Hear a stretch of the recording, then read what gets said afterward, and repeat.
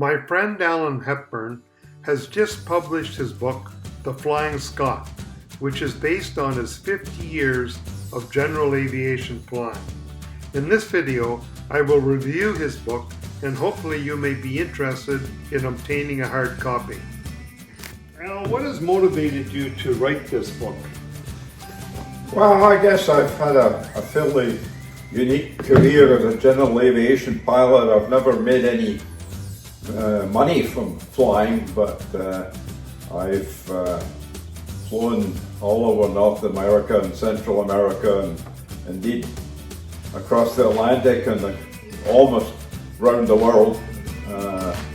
Not too many non-professional pilots can claim to have a career like that. I just didn't want the experiences to be lost as I reached the twilight of my career.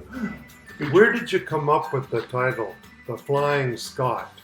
Well, when I was in my early teens, my dream was to own a locally made custom bicycle called the Flying Scot. And as described in chapter 1 of the book, I ultimately did acquire one of these bicycles, and in fact I still have it. Al, what early experiences in life inspired you to want to fly? Well, I got started in model aviation when I was about 10 years old. A lady, a friend of my mother's, bought me a kit for a balsa and paper airplane called the Eaglet, and went on from there to control line and radio control models, and that naturally led, I guess, to a desire to learn to fly the real thing, which I started in Scotland. After completing his flight training and education in Scotland, Al immigrated to Canada in 1970. Al, after you owning a few single engine aircraft earlier in your flying career, you switched to twin engine aircraft. Why the switch, Al? Well, at that time in the early 70s, it was a sort of natural progression. Everyone went from singles, and then they got a commercial, and then perhaps add the twin endorsement. And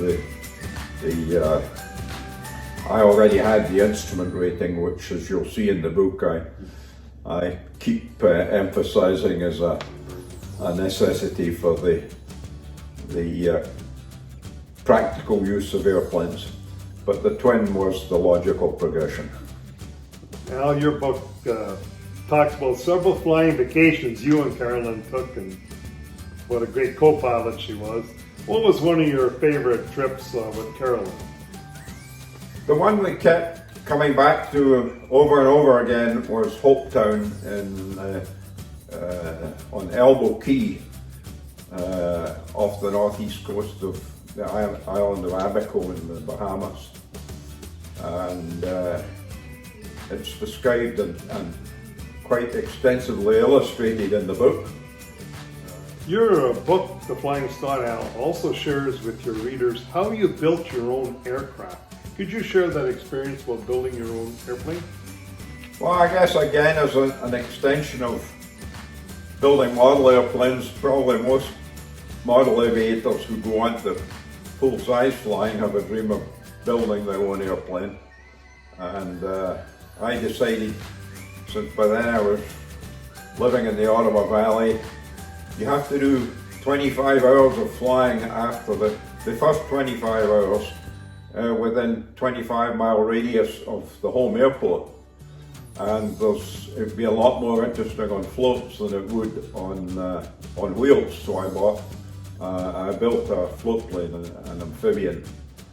And, one of the most exciting and interesting parts of this book is your air journey years. Can you tell us, Al, what Air Journey is and what role you played in it?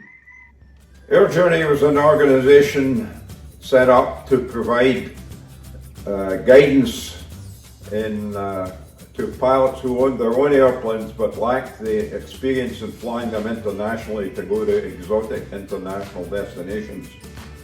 And they provide trips to places ranging from the Bahamas, Central America, all around South America, all around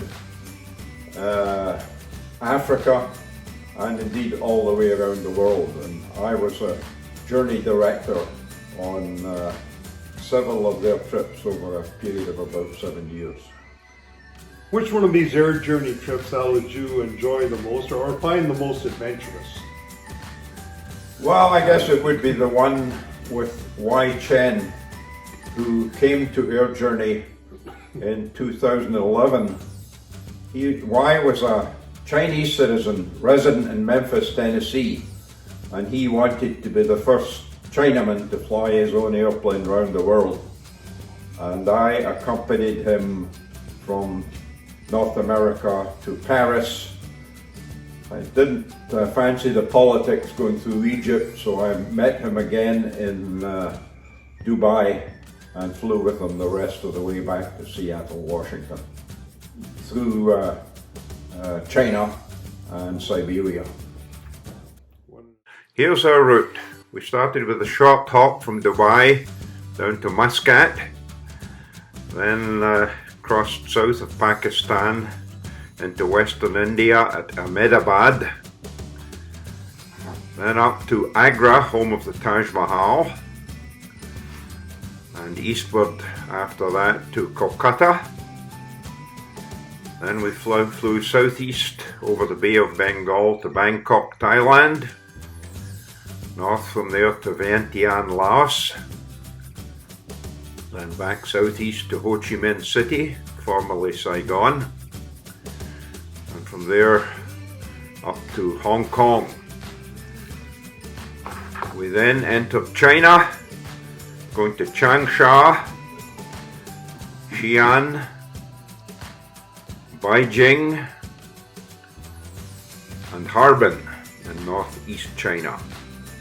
Then we crossed into Russia, landing at Khabarovsk. From there up into Siberia at Magadan, and eastward to Anadyr. And then we crossed the Bering Strait back into Western civilization at Anchorage, Alaska. Al, in 2016, you received the President's Award from COPA, the Canadian Owners and Pilots Association. Can you tell us about that award? Yeah, that was for work I did for COPA on the future of air navigation as a member of a stakeholders committee involving Transport Canada and NAV Canada. This book is not just published for aviators. It is appealing to the general public with humor, your air journey years, and your trip around the world with Y. Chen, and is filled with illustrations, pictures, appendices, and it is a book for all readers. Yes, yeah, I think that's true, and it's fully illustrated in colour from front to back. And finally, Al, how does one get a copy of the Flying Scot? Probably the easiest way is to go to the publisher's website. Just Google on Burnstown Publishing, and it will pop up on their list of recent covers. If you happen to live in the area around the Ottawa Valley, then I can probably deliver a copy to you and save you on the postage, which appeals to Scotsmen. Well, thanks a lot for coming in today and telling us about your book, Al, and I'd like to wish you all the success. I know there's 150 copies out there now, and hopefully there'll be many more.